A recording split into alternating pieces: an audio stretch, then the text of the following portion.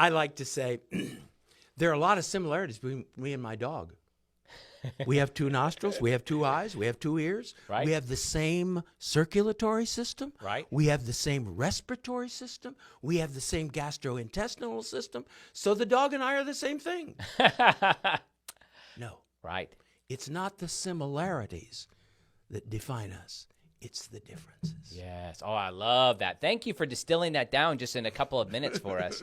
I want to bring up one thing connected to this, and this is at the bequest of my president, Dr. Matt Ayers, but also my interest too. In the last year, Dr. William Lane Craig has come out with his book on the historical Adam, and he draws upon the work of one of your students and one of my professors. So I guess I'm like your grandson's student, Bill Arnold, and in his commentary, his Cambridge commentary on Genesis, talking about mytho-history. So how does that interact with with your concepts that you're talking about, even here in the Bible and the myths? I know this deserves, again, 30 hours. Yeah. I just acknowledge that. Yeah. And I hesitate to criticize a friend and former student. Sure. It's wrong. Yeah. Genesis is not mytho-history. Okay.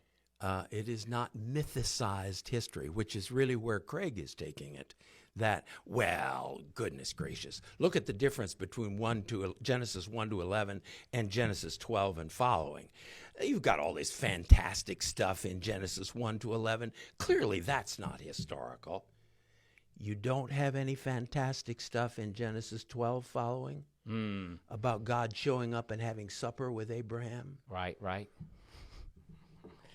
No, Genesis 1 to 11 is the broad, long-distance telephoto lens of tens of thousands of years. But it's not fundamentally different from what follows in Genesis 1 to 12.